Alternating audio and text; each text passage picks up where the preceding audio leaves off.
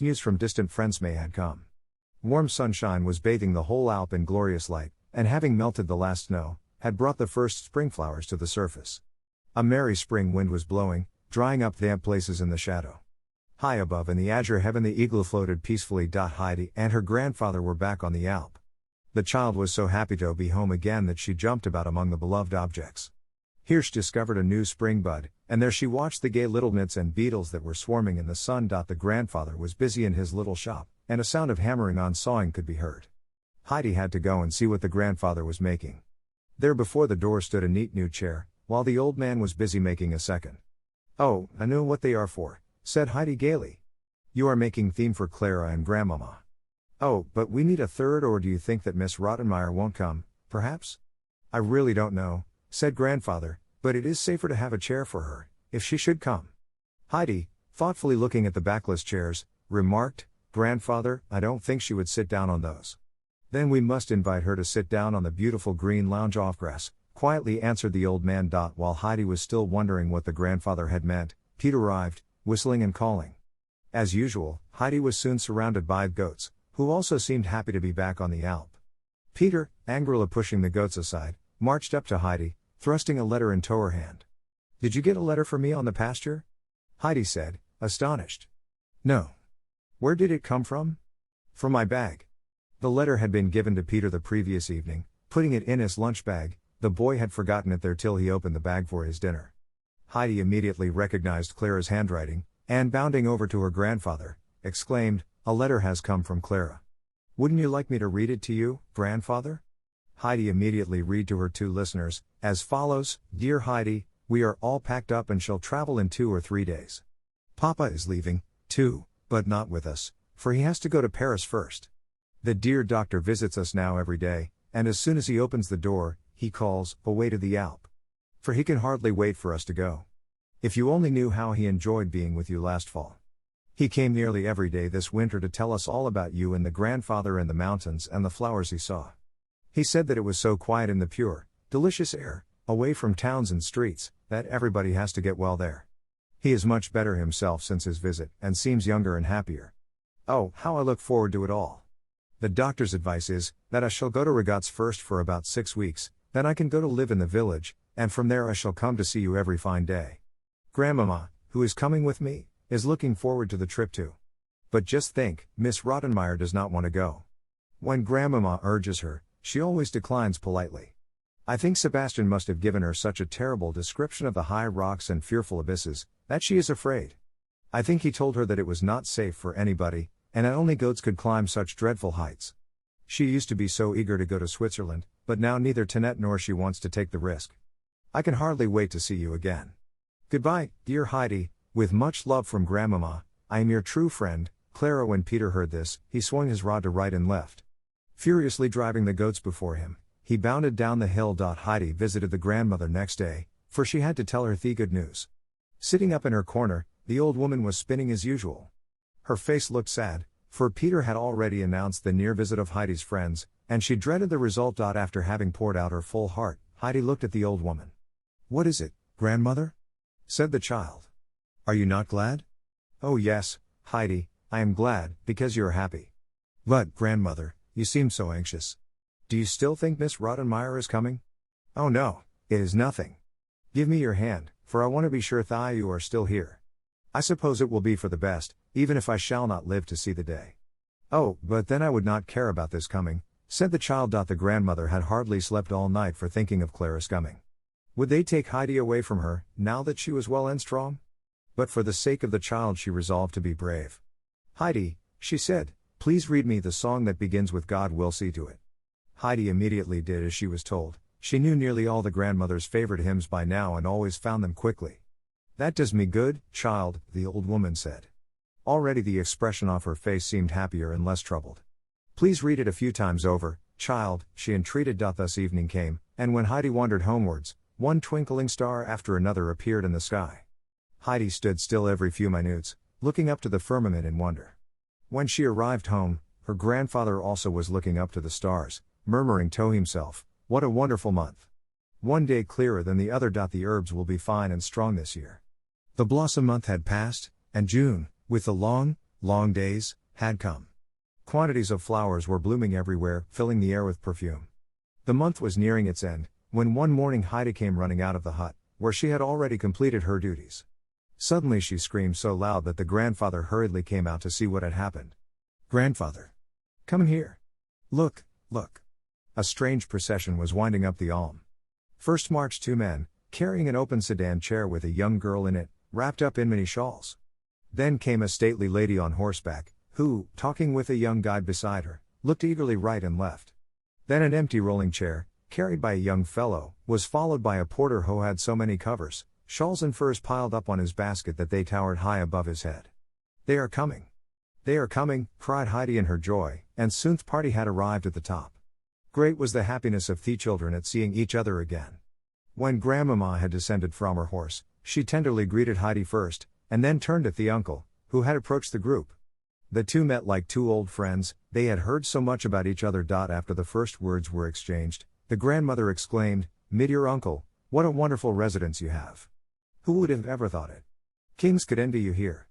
Oh, how well am I, Heidi, looking, just like a little rose," she continued, drawing the child closely to her side and patting her cheeks. "What glory everywhere! Clara, what do you say to it all?" Clara, looking about her rapturously, cried, "Oh, how wonderful, how glorious! I have never dreamt it could be as beautiful as that. Oh, Grandmama, I wish I could stay here." The uncle had busied himself in the meantime with getting Clara's rolling chair for her. Then, going up to the girl, he gently lifted her into her seat. Putting some covers over her knees, he tucked her feet in warmly. It seemed as if the grandfather had done nothing else all his life than nurse lame people. "My dear uncle," said the grandmama, surprised, "please tell me where you learned that, for I shall send all the nurses I know here immediately." The uncle smiled faintly, while he replied, "It comes more from Carethan study." His face became sad. Before his eyes had risen bygone times. For that was the way he used to care for his poor wounded captain, whom he had found in Sicily after a violent battle.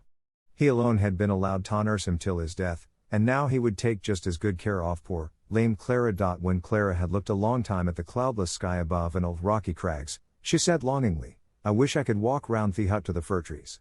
If I only could see all the things you told me so much about." Heidi pushed with all her might, and behold! The chair rolled easily over the dry grass. When they had come into the little grove, Clara could not see her fill of those splendid trees that must have stood there so many, many years. Although the people had changed and vanished, they had remained the same, ever looking down into the valley. When they passed the empty goat shed, Clara said pitifully, "Oh, Grandmama, if I could only wait up here for Schwanley and Barley. I am afraid I shan't see Peter and his goats, if we have to go away so soon again." "Dear child, enjoy now what you can," said the grandmama, who had followed. "Oh, what wonderful flowers!" exclaimed Clara again, "whole bushes of exquisite, red blossoms. Oh, if I could only pick some of Toe's bluebells." Heidi, immediately gathering a large bunch, put them in Clara's lap. "Clara, this is really nothing in comparison with the many flowers in the pasture. You must come up once and see them. There are so many that the ground seems golden with them. If you ever sit down among them, you will feel as if you could never get up any more, it is so beautiful." "Oh, Grandmama, do you think I can ever go up there?" Clara asked with a wild longing in her eyes. "If I could only walk with you, Heidi, and climb round everywhere." "I'll push you," Heidi said for comfort. To show how easy it was, she pushed the chair at such a rate that it would have tumbled down the mountain, if the grandfather had not stopped it at the last moment. It was time for dinner now. The table was spread near the bench, and soon everybody sat down. The grandmother was so overcome by the view and the delicious wind that fanned her cheek that she remarked, "What a wondrous place this is! I have never seen its like. But what do I see?" she continued. "I think you are actually eating your second piece of cheese, Clara?" "Oh, Grandmama, it tastes better than all the things we get in regattes," replied the child, eagerly eating the savory dish.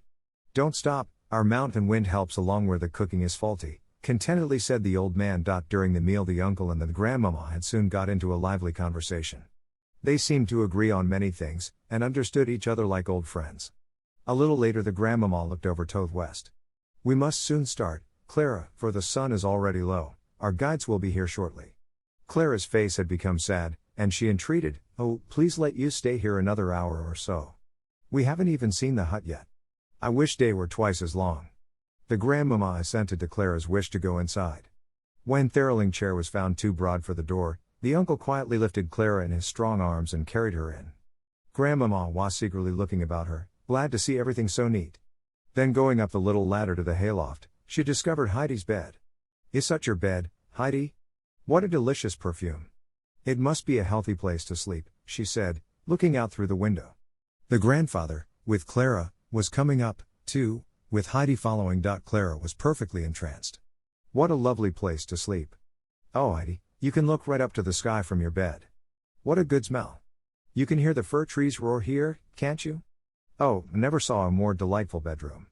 The uncle, looking at the old lady, said, now, I have an idea that it would give Clara new strength to stay up here with us a little while. Of course, I only mean if you did not object. You have brought so many wraps that we can easily make a soft bed for Clara here. My dear lady, you can easily leave the care to me. I'll undertake it gladly. The children screamed for joy, and Grandmama's face was beaming. What a fine man you are. She burst out. I was just thinking myself how to stay here would strengthen the child, but then I thought of the care and trouble for you. And now you have offered to do it, as if it was nothing at all. How can I thank you enough, uncle? After shaking hands many times, the two prepared Clara's bed, which, thanks to the old lady's precautions, was soon so soft that the hay could not be felt through it all. The uncle had carried his new patient back to her rolling chair, and here they found her sitting, with Heidi beside her. They were eagerly talking of their plans for the coming weeks. When they were told that Clara might stay for a month or so, their faces beamed more than ever. The guide, with the horse and the carriers of the chair, now appeared, but the last two were not needed any more and could be sent away. When the grandmother got ready to leave, Clara called gaily to her, "Oh Grandmama, it won't be long, for you must often come and see us."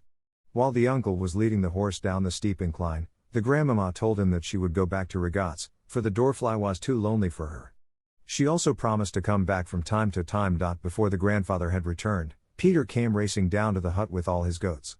Seeing Heidi, they ran up to her in haste, and so Clara made the acquaintance of Schwanli and Barley and all the others. Peter, however, kept away, only sending furious looks at the two girls. When they bade him good night, he only ran away, beating Thea with his stick. The end of the joyous day had come. The two children were both lying in their beds. Oh Heidi, Clara exclaimed, I can see so many glittering stars, and I feel as if we were driving in a high carriage straight into Thesky. Yes, and do you know why the stars twinkle so merrily? Inquired Heidi. No, but tell me. Because they know that God in heaven looks after us mortals and whenever need to fear. See, they twinkle and show us how to be merry, too. But Clara, we must not forget to pray to God and ask Him to think of us and keep us safe. Sitting up in bed, they then said their evening prayer. As soon as Heidi lay down, she fell asleep. But Clara could not sleep quite yet. It was too wonderful to see the stars from her bed. In truth, she had never seen them before, because in Frankfurt all the blinds were always down long before the stars came out, and at night she had never been outside the house. She could hardly keep her eyes shut, and had to open them again and again to watch the twinkling, glistening stars, till her eyes closed at last and she saw two big, glittering stars in her dream. Further events on the Alp. Sun was just rising, and the Alm uncle was watching how mountain and dale awoke to the new day, and the clouds above grew brighter. Next, the old man turned to go back into the hut, and softly climbed ladder. Clara, having just a moment ago opened her eyes, looked about her in amazement. Bright sunbeams danced on her bed. Where was she? But soon she discovered her sleeping friend, and heard the grandfather's cheery voice, How did you sleep? Not tired? Clara, feeling fresh and rested, said that she had never slept better in all her life. Heidi was soon awake, too, and lost no time in coming down to join Clara, who was already sitting in the sun. A cool morning breeze fanned their cheeks, and the spicy fragrance from the fir trees filled their lungs with every breath.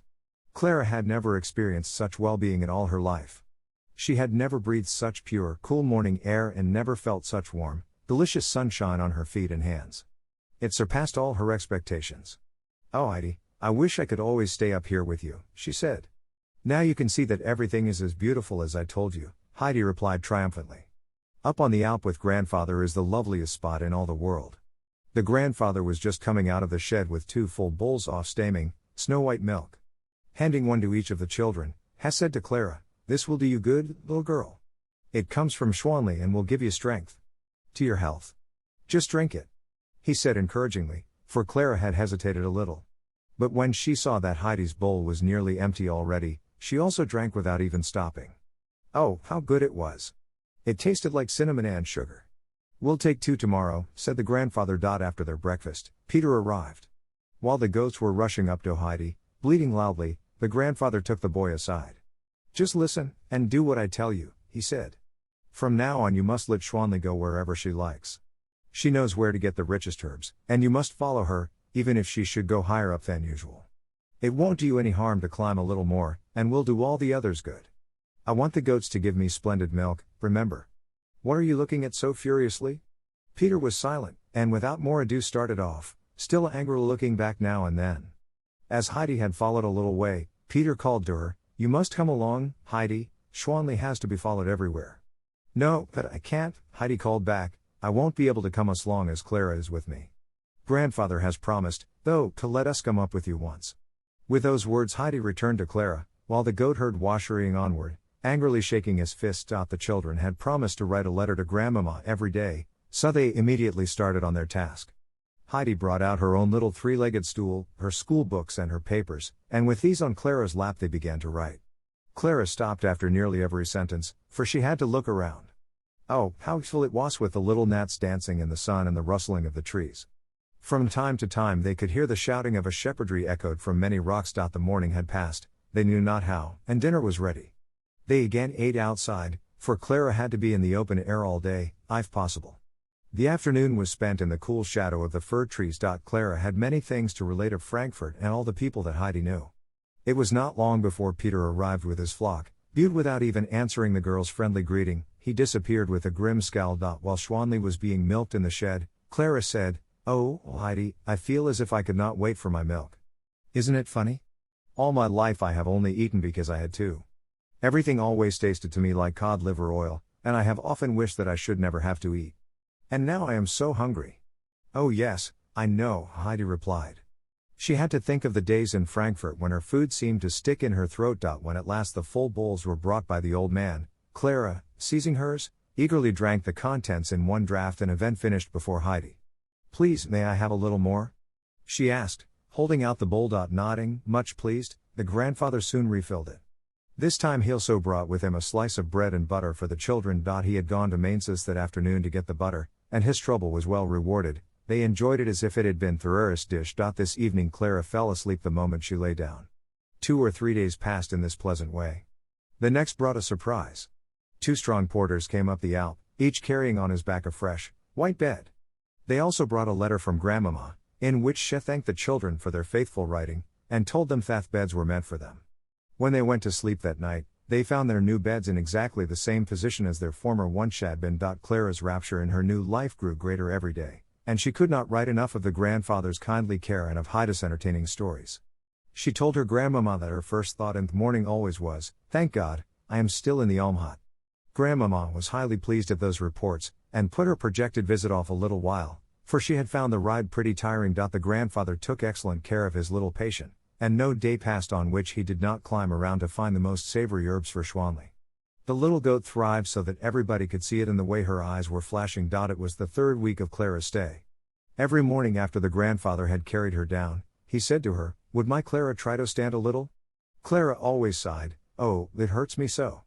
But she would cling to him. He made her stand a little longer every day. This summer was the finest that had been for years. Day after day the sun shone on a cloudless sky, and at night it would pour its purple, rosy light down on the rocks and snowfields till everything seemed to glow like fire. Heidi had told Clara over and over again of all the flowers on the pasture, of the masses of golden roses and the blue flowers that covered the ground. She had just been telling it again, when a longing seized her, and jumping up she ran over to her grandfather, who was busy carving in the shop. "Oh, grandfather," she cried from afar, "won't you come with us to the pasture tomorrow? Oh, it's so beautiful up there now." "All right, I will," he replied, "but tell Clara that she must do something to please me. She must try to stand longer this evening for him." Heidi merrily came running with her message. Of course, Clara promised, for was it not her greatest wish to go up with Heidi to the pasture? When Peter returned this evening, he heard of the plan for tomorrow. But for answer Peter only growled, nearly hitting poor Thistlefinch in his anger. The children had just resolved to stay awake all night to talk about coming day, when their conversation suddenly ceased and they were both peacefully slumbering. In her dreams Clara saw before her a field hat was thickly strewn with light blue flowers, while Heidi heard the eagle scream to her from above, "Come, come, come." Something unexpected happens. The next day dawned cloudless and fair. The grandfather was still with the children, when Peter came climbing up, His goats kept at a good distance from him, to evade the rod, which was striking right and left. The truth was that the boy was terribly embittered and angry by the changes that had come. When he passed the hut in the morning, Heidi was always busy with the strange child, and in the evening it was the same. All summer long Heidi had not been up with him a single time, it was too much. And today she was coming at last, but again in company with this hateful stranger. It was then that Peter noticed the rolling chair standing near the hut. After carefully glancing about him, he rushed at the hate object and pushed it down the incline.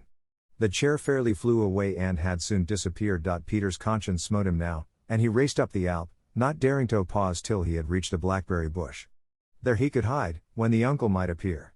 Looking down, he watched his fallen enemy tumbling downwards. Sometimes it was thrown high up into the air, to crash down again to next moment harder than ever. Pieces were falling from it right and left, and were blown about. Now the stranger would have to travel home and Heidi would be his again.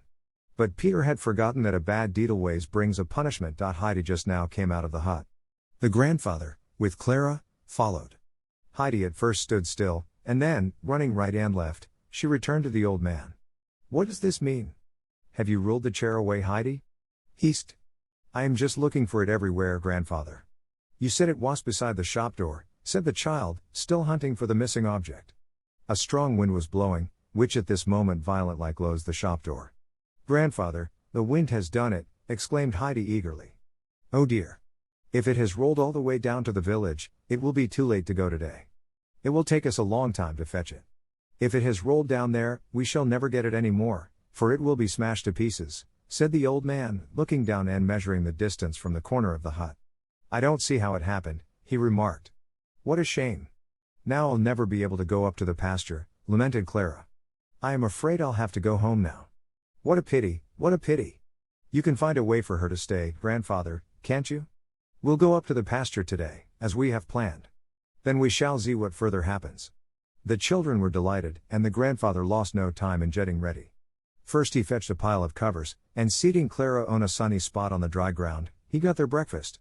I wonder why Peter is so late today, he said, leading his goats out of the shed. Then, lifting Clara up on one strong arm, he carried the covers on the other. Now, march, he cried. The goats come with us. That suited Heidi, and with one arm round Schwanli and the other round Barley, she wandered up. Her little companions were so pleased at having her with them again that they nearly crushed her with affection. What was their astonishment when, arriving on top, they saw Peter already lying on the ground, with his peaceful flock about him. What did you mean by going by us like that? I'll teach you. Call uncle to him. Peter was frightened, for he knew the voice. Nobody was up yet, the boy retorted. Have you seen the chair? Asked the uncle again. Which? Peter growled. The uncle said no more. Unfolding the covers, he put Clara down on the grass. Then, when he had been assured of Clara's comfort, he got ready to go home. The three were to stay there till his return in the evening. When dinner time had come, Heidi was to prepare the meal and see that Clara got Schwanli's milk. The sky was a deep blue, and the snow on the peaks was glistening. The eagle was floating above the rocky crags. The children felt wonderfully happy. Now and then one of the goats would come and lie down near them. Tender little Snowhopper came oftener than any and would rub her head against their shoulders. They had been sitting quietly for a few hours, drinking in the beauty about them, when Heidi suddenly began to long for the spot where samani flowers grew. In the evening it would be too late to see them, for they always shut their little eyes by then. Oh, Clara, she said hesitatingly, would you be angry if I went away from you a minute and left you alone? I want to see the flowers. Wait, jumping away, she brought Clara some bunches of fragrant herbs and put them in her lap. Soon after she returned with little Snowhopper. So, now you don't need to be alone, said Heidi. When Clara had assured her that it would give her pleasure to be left alone with the goats, Heidi started on her walk. Clara slowly handed one leaf after another to the little creature. It became more and more confiding, and cuddling close to the child, ate the herbs out of her hand. It was easy to see how happy it was to be away from the boisterous big goats, which often annoyed it.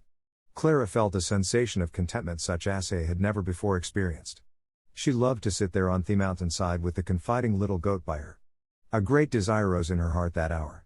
She longed to be her own master and be able to help others instead of being helped by them.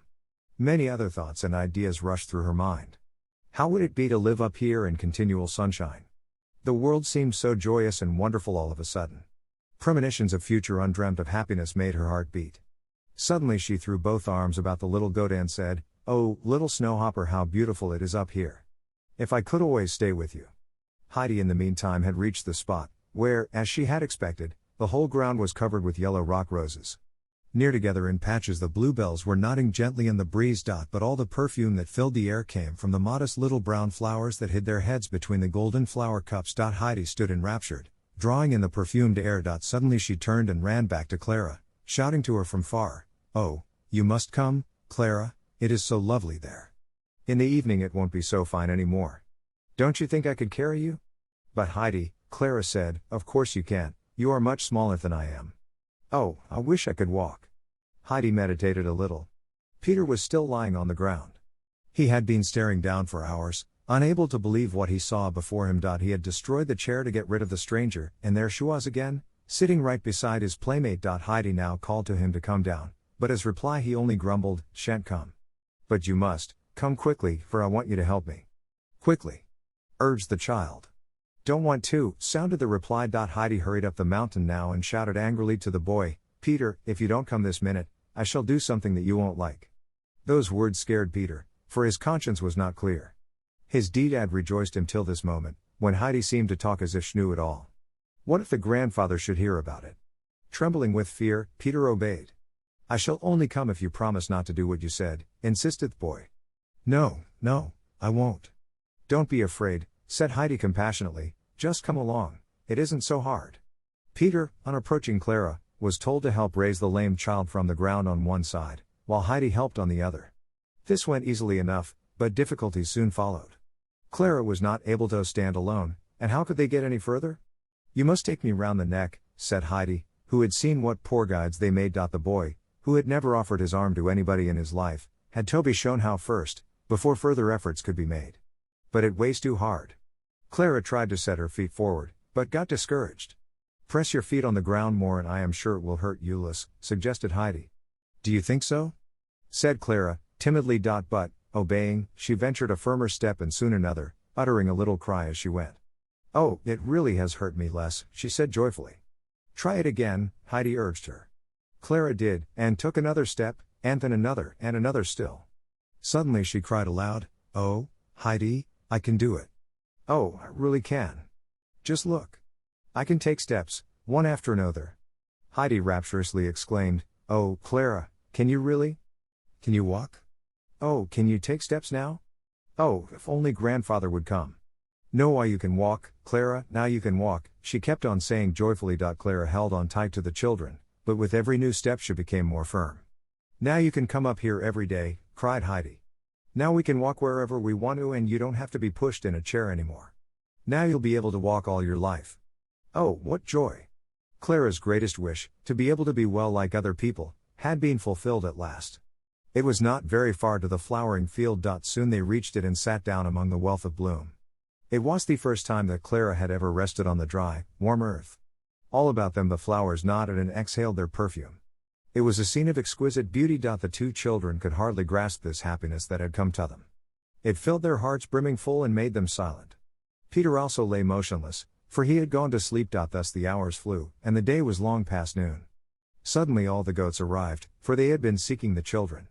They did not like to graze in the flowers, and were glad when Peter awoke with their loud bleating. The poor boy was mightily bewildered, for he had dreamt that the rolling chair with the red cushion stood again before his eyes. On awaking, he had still seen the golden nails, but soon he discovered that they were nothing but flowers. Remembering his deed, he obeyed Heidi's instructions willingly. When they came back to their former place, Heidi lost no time in setting out the dinner. The bag was very full today, and Heidi hurried to fulfill her promise to Peter, who with bad conscience had understood her threat differently. She made 3 heaps of the good things, and when Clara and she were through, there was still a lot left for the boy. It was too bad that all this treat did not give him the usual satisfaction, for something seemed to stick in his throat. Soon after their belated dinner, the grandfather was seen climbing up the Alp. Heidi ran to meet him, confusedly telling him of the great event. The old man's face shone at this news. Going over to Clara, he said, "So you have risked it? Now we have one." Then picking her up, he put one arm around her waist, and the other own he stretched out as support, and with his help she marched more firmly than ever. Heidi jumped and bounded gaily by their side. In all this excitement the grandfather did not lose his judgment, and before long lifted Clara on his arm to carry her home. He knew that too much exertion would be dangerous, and rest was needed for the tired girl. Peter, arriving in the village late that day, saw a large disputing crowd. They were all standing about an interesting object, and everybody pushed and fought for a chance to get nearest. It was neither than the chair. "I saw it when they carried it up," Peter heard the baker say. "I bet he was worth at least 500 francs. I should just like to know how it has happened." "The wind might have blown it down," remarked Barbara, who was staring open-mouthed at the beautiful velvet cushions. "The uncle said so himself." "It is a good thing if nobody else has done it," continued the baker. "When the gentleman from Frankfurt hears what has happened, he'll surely find out all about it, and I should pity the culprit. I am glad he haven't been up on the Alm for so long, else they might suspect me, as they would anybody who happened to be up there at the time." Many more opinions were uttered, but Peter had heard enough. He quietly slipped away and went home. What if they should find out he had done it? A policeman might arrive any time now and they might take him away to prison. Peter's hair stood up on end at this alarming thought. He was so troubled when he came home that he did not answer any questions and even refused his dish of potatoes. Hurriedly creeping into bed, he groaned. "I am sure Peter has eaten sorrel again, and that makes him groan so," said his mother. "You must give him a little more bread in the morning, Brigitte." "Take a piece of mine," said the compassionate grandmother. When Clara and Heidi were lying in their beds that night, glancing up at the shining stars, Heidi remarked, "Didn't you think today, Clara, that it is fortunate God does not always give us what we pray for fervently, because he knows of something better?" "What do you mean, Heidi?" asked Clara. "You see, when I was in Frankfurt I prayed and prayed to come home again, and when I couldn't, I thought he had forgotten me. But if I had gone away so soon you would never have come here and would never have got well." Clara, becoming thoughtful, said, "But, Heidi, then we could not pray for anything any more, because we would feel that he always knows of something better." "But, Clara, we must pray to God every day to show we don't forget had all gifts come from him. Grandmama has told me that God forgets us if we forget him. But if some wish remains unfulfilled we must show our confidence in him for he knows best." "How did you ever think of that?" asked Clara. "Grandmama told me, but I know that it is so. We must thank God to date had he has made you able to walk, Clara. I am glad that you have reminded me, Heidi, for I have nearly forgotten it in my excitement." The children both prayed and sent their thanks up to heaven for the restoration of the invalid. Next morning a letter was written to Grandmama, inviting her to come up to the Alp within a week's time, for the children had planned to take her by surprise. Clara hoped then to be able to walk alone, with Heidi for her guide. The following days were happier still for Clara. Every morning she woke with her heart singing over and over again, "Now I am well. Now I can walk like other people." She progressed, and took longer walks every day. Her appetite grew amazingly, and the grandfather had to make larger slices of the bread and butter that, to his delight, disappeared so rapidly. He had to fill bowl after bowl of the foaming milk for the hungry children. In that way they reached the end of the week that was to bring the grandmama. Excited parting to meet again a day before her visit, the grandmama had sent a letter to announce her coming. Peter brought it up with him next morning. The grandfather was already before the hut with the children and his merry goats. His face looked proud, as he contemplated the rosy faces of the girls and the shining hair of his two goats. Peter, approaching, neared the uncle slowly. As soon as he had delivered the letter, he sprang back shyly, looking about him as if he was afraid. Then with a leap he started off. "I should like to know why Peter behaves like the big Turk when he is afraid of the rod," said Heidi, watching his strange behavior.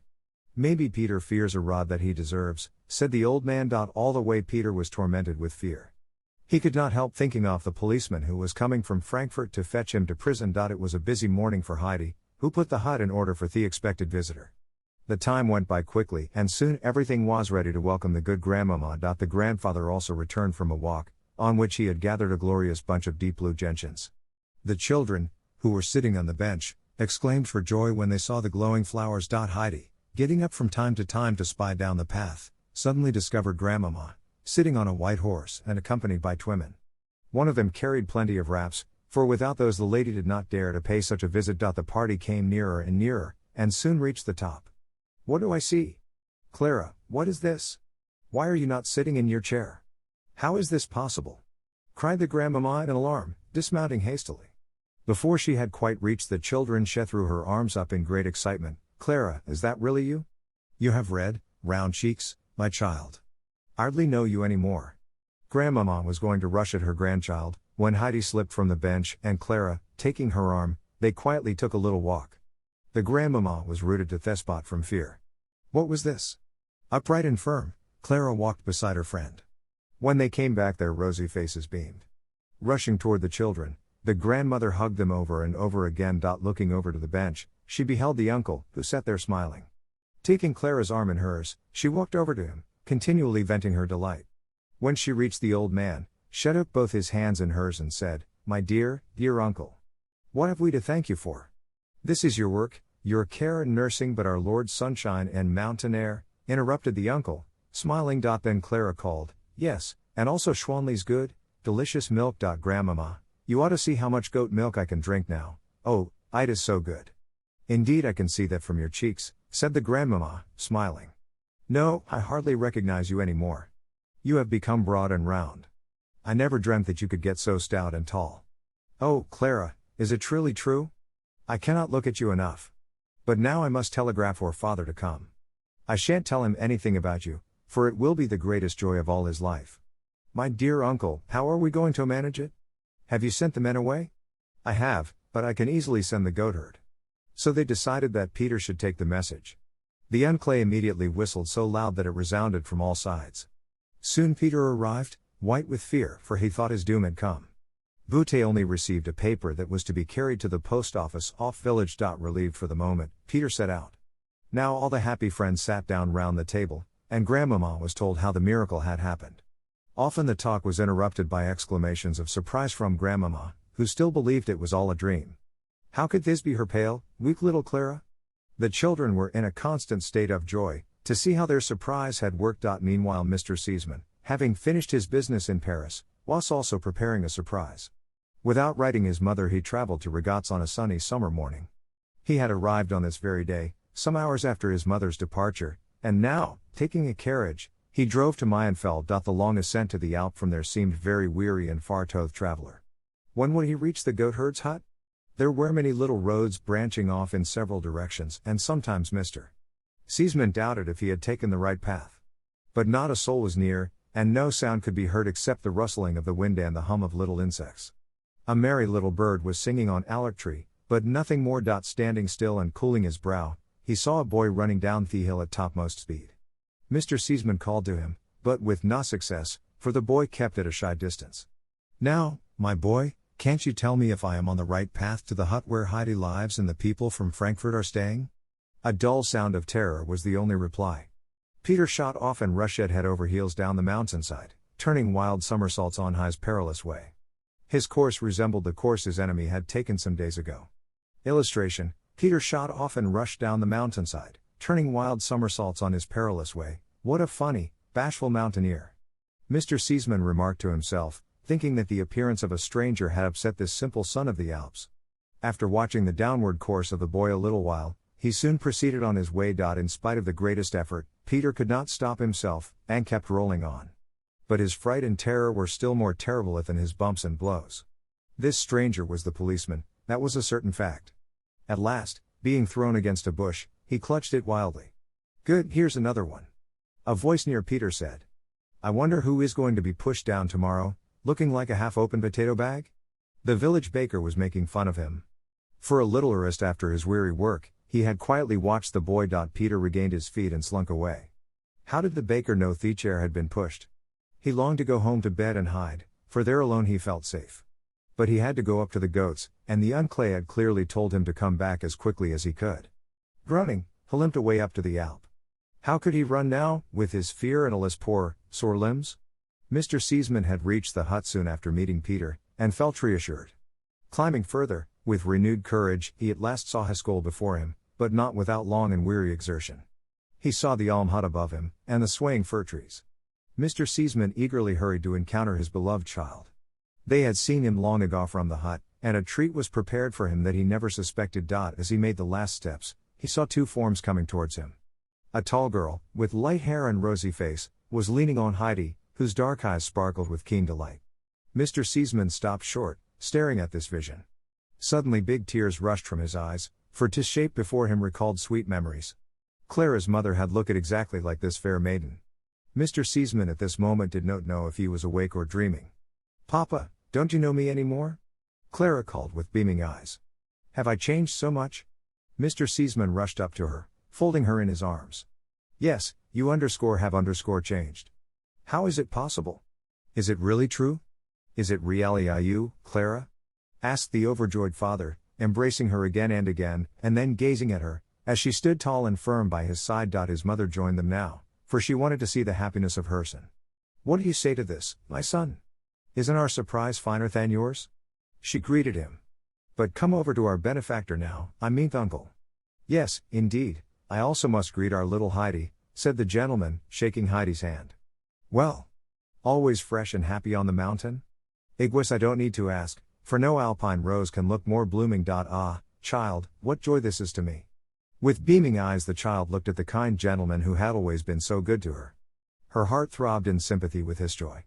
While the two men, who had at last approached each other, were conversing, Grandmama walked over to the grove. There, under Thefir trees, another surprise awaited her. A beautiful bunch of wondrously blue gentians stood as if they had grown there. How exquisite, how wonderful! What a sight, she exclaimed, clapping her hands. Heidi, come here. Have you brought me those? Oh, they are beautiful. The children had joined her, Heidi assuring her that it was another person's deed. Oh Grandmama, up on the pasture it looks just like that, Clara remarked. Just guess who brought you the flowers? At that moment a rustle was heard, and they saw Peter, who was trying to sneak up behind the trees to avoid the hut. Immediately the old lady called to him, for she thought that Peter himself had picked the flowers for her. He must be creeping away out of sheer modesty, the kind lady thought. To give him his reward, she called, Come here, my boy. Don't be afraid. Petrified with fear, Peter stood still. What had gone before had robbed him of his courage. He thought now that all was over with him. With his hair standing up on end and his pale face distorted by anguish, he approached. Come straight to me, boy, the old lady encouraged him. Now tell me, boy, if you have done that. In his anxiety, Peter did not see the grandmama's finger that pointed to the flowers.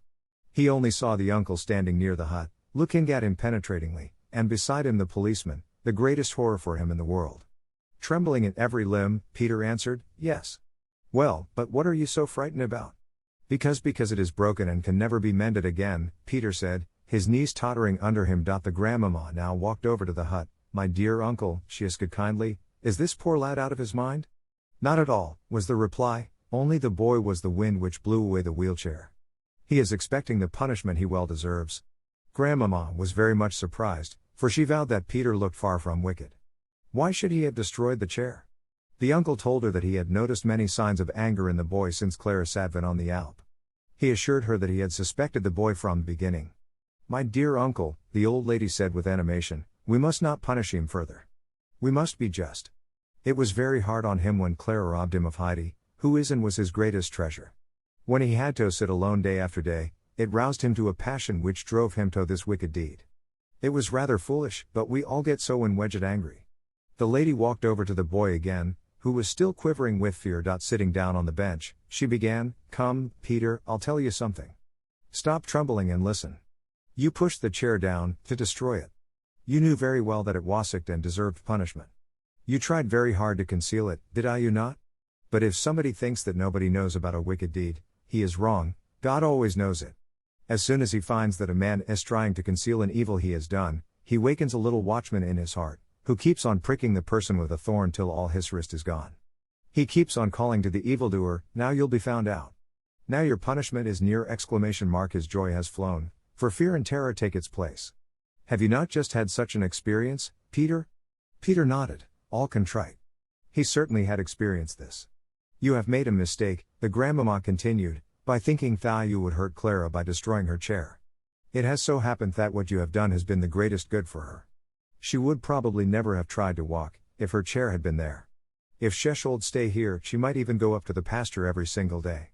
Do you see, Peter? God can turn a misdeed to the good of the injured person and bring trouble on the offender. Have you understood, Peter? Remember the little watchman when you long to do a wicked deed again. Will you do that? Yes, I shall, Peter replied, still fearing the policeman, who hadn't left yet. So now that matter is all settled, said the old lady in conclusion. Now tell me if you have a wish, my boy, for I am going to give you something by which to remember your friends from Frankfurt. What is it? What would you like to have? Peter, lifting his head, stared at the grandmama with round, astonished eyes. He was confused by this sudden change of prospect. Being again urged to utter a wish, he saw at last that he was saved from the power of the terrible man. He felt as if the most crushing load had fallen off him. He knew now that it was better to confess at once, when something had gone wrong, so he said, "I have also lost the paper." Reflecting a while, the grandmama understood and said, "That is right. Always confess what is wrong, then it can be settled. And now, what would you like to have?" So Peter could choose everything in the world he wished. His brain got dizzy. He saw before him all the wonderful things in the fair in Mayenfeld.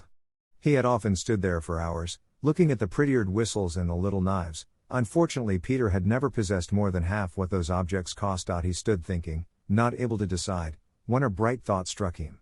10 pennies, said Peter with decision. That certainly is not too much, the old lady said with a smile, taking out of her pocket a big, round thaler, on top of which shell laid 20 pennies. Now I'll explain this to you. Here you have as many times 10 pennies as there are weeks in the year. You'll be able to spend one every Sunday through the year. All my life? Peter asked quite innocently. The grandmama began to laugh so heartily at this that the two men came over to join her. Laughingly she said, "You shall have it, my boy. I will put it in my will and then you will do the same, my son. Listen. Peter the goatherd shall have a 10-penny piece weekly as long as he lives." Mr. Seaman nodded. Peter, looking at his gift, said solemnly, "God be thanked." Jumping on bounding, he ran away. His heart was so light that he felt heckled fly. A little later the whole party sat round the table holding a merry feast. After dinner, Clara, who was lively as never before, said to her father, "Oh, Papa, if you only knew all the things grandfather did for me. It would take many days to tell you, I shall never forget them all my life. Oh, if we could please him only half as much as what he did for him. It is my greatest wish, too, dear child," said her father. "I have been trying to think of something all the time. We have to show her gratitude in some way." Accordingly Mr. Seaman walked over to the old man, and began, "Dear friend, may I say one word to you? I am sure you believe me when I tell you that I have not known any real joy for years. What was my wealth to me when I could not cure my child and make her happy? With the help of the Lord you have made her well. You have given her a new life. Please tell me how to show my gratitude to you. I know I shall never be able to repay you, but what is in my power I shall do. Have you any request to make? Please let me know." The uncle had listened quietly and had looked at the happy father. "Mr. Seaman, you can be sure that I also am repaid by the great joy you experience at the recovery of Clara," said the uncle firmly. "I thank you for your kind offer, Mr. Seaman. As long as I live I have enough for me and the child. But I have one wish. If this could be fulfilled, my life would be free of care." "Speak, my dear friend," urged Clara's father. "I am old," continued the uncle, "and shall not live many years. When I die I cannot leave Heidi anything. The child has no relations except Tone, who even might try to take advantage of her if she could. If you would give me the assurance, Mr. Seaman, that Heidi will never be obliged to go into the world and earn her bread, you would amply repay me for what I was able to do for you and Clara." "My dear friend, there is no question of that," began Mr. Seaman. "The child belongs to us. I promise at once that we shall look after her so that there will not be any need of her ever earning her bread. We all know that she is not fashioned for a life among strangers. Nevertheless, she has made some true friends, and one of them will be here very shortly. Dr. Klassen is just now completing his last business in Frankfurt. He intends to take your advice and live here. He has never felt so happy as with you and Heidi. The child will have 2 protectors near her, and I hope with God's will, that they may be spared a long, long time. And may it be God's will," added the grandmama, who with Heidi had joined them, shaking the uncle tenderly by the hand. Putting her arms around the child, she said, "Heidi, I want to know if you also have Osh?" "Yes indeed, I have," said Heidi, pleased. "Tell me what it is, child. I should like to have my bed from Frankfurt with the 3 high pillows and the thick, warm cover. Then grandmother will be able to keep warm and won't have to wear her shawl in bed. Oh, I'll be so happy when she won't have to lie with her head lower than her heels, hardly able to breathe." Heidi had said all this in one breath, she was so eager. "Oh dear, I had nearly forgotten what I meant to do. I am so glad you have reminded me, Heidi. If God sends us happiness we must think of us who have many privations. I shall telegraph immediately for the, and if Miss Rottenmeier sends it off at once, it can be here in 2 days. I hope the poor blind grandmother will sleep better when it comes." Heidi, in her happiness, could hardly wait to bring the old woman the good news. Soon it was resolved that everybody should visit the grandmother, who had been left alone so long. Before starting, however, Mr. Seaman revealed his plans. He proposed to travel through Switzerland with his mother and Clara. He would spend the night in the village, so as to fetch Clara from the Alm next morning for the journey. From there they would go first to Regatz and then further. The telegram was to be mailed that night. Clara's feelings were divided, for she was sorry to leave the Alp, but a prospect of the trip delighted her. When everything was settled, they all went down, the uncle carrying Clara, who could not have risked the lengthy walk. All the way down Heidi told the old lady of her friends in the hut, the cold they had to bear in winter and the little food they had. Brigitte was just hanging up Peter's shirt to dry, when the whole company arrived. Rushing into the house, she called to her mother, "Now they are all going away. Uncle is going, too, carrying the lame child." "Ohst it really be?" sighed the grandmother. "Have you seen whether they took Heidi away? Oh, if she only could give me her hand once more. Oh, I long to hear her voice once more." The same moment the door was flung open and Heidi held her tight. "Grandmother, just think. My bed with the 3 pillows and the thick cover is coming from Frankfurt. Grandmama has said that it will be here in 2 days. Heidi thought that grandmother would be beside herself with joy, but old woman, smiling sadly, said, "Oh, what a good lady she must be. I know I ought to be glad she is taking you with her, Heidi, but I don't think I shall survive it long." But nobody has said so, the grandmama, who had overheard these words, said kindly. Pressing the old woman's hand, she continued, "It is out of the question. Heidi will stay with you and make you happy. To see Heidi again, we will come up every year to the Alm, for we have many reasons to thank the Lord there." Immediately the face of the grandmother lighted up, and she cried tears of joy. "Oh, what wonderful things God is doing for me," said the grandmother, deeply touched. "How good people are to trouble themselves about such a poor old woman as I. Nothing in this world strengthens the belief in a good Father in heaven more than this mercy and kindness shown to a poor, useless little woman like me." "My dear grandmother," said Mrs. Seesman, "before God in heaven we're all equally miserable and poor. Woe to us, if he should forget us. But now we must say goodbye. Next year we shall come to see you just as soon as we come up the Alp. We shall never forget you." With that, Mrs. Seesman shook her hand. It was some time before she was allowed to leave, however, because the grandmother thanked her over and over again, and invoked all heaven's blessings on her and her house. Mr. Seesman and his mother went on down, while Clara was carried up to spend her last night in the hut. Next morning, Clara shed hot tears at parting from the beloved place, where such gladness had been hers. Heidi consoled her with plans for the coming summer, that was to be even more happy than this one had been. Mr. Seesman then arrived, and a few last parting words were exchanged. Clara, half crying, suddenly said, "Please give my love to Peter and the goats, Heidi. Please greet Schwanli especially for me, for she has helped a great deal in making me well." "What could I give her?" "You can send her salt, Clara. You know how fond she is of that," advised little Heidi. "Oh, I will surely do that," Clara assented. "I'll send her 100 pounds of salt as a remembrance from me." It was time to go now, and Clara was able to ride proudly beside her father. Standing on the edge of the slope, Heidi waved her hand, her eyes following Clara till she had disappeared. "The bed has arrived. Grandmother sleeps so well every night now, that before long she will be stronger than ever. Grandmama has not forgotten the cold winter on the Alp and has sent a great many warm covers and shawls to the goatherd's hut. Grandmother can wrap herself up now and will not have to sit shivering in a corner. In the village a large building is in progress. The doctor has arrived and is living at present in his old quarters. He has taken the uncle's advice and has bought the old ruins that sheltered Heidi and her grandfather the winter before. He is rebuilding for himself the portion with the fine apartment already mentioned. The other side is being prepared for Heidi and her grandfather. The doctor knows Thothi's friend is an independent man and likes to have his own dwelling. Barley and Schwanli, of course, are not forgotten. They will spend the winter in a good solid stable that is being built for them. The doctor and the alm uncle become better friends every day. When they overlook the progress of the building, they generally come to speak of Heidi. They both look forward to the time when they will be able to move into the house with their merry charge. They have agreed to share together the pleasure and responsibility that Heidi brings them. The uncle's heart is filled with gratitude too deep for any words when the doctor tells him that he will make ample provision for the child. Now her grandfather's heart is free of care, for if he is called away, another father will take care of Heidi and love her in his stead. At the moment when our story closes, Heidi and Peter are sitting in grandmother's hut. The little girl has so many interesting things to relate and Peter is trying so hard not to miss anything, that in their eagerness they are not aware that they are near the happy grandmother's chair. All summer long they have hardly met, and very many wonderful things have happened. They are all glad at being together again, and it is hard to tell who is the happiest of the group. I think Brigitte's face is more radiant than any, for Heidi has just told her the story of the perpetual 10-penny piece. Finally the grandmother says, "Heidi, please read me a song of thanksgiving and praise. I feel that I must praise and thank the Lord for the blessings he has brought to us all." The end.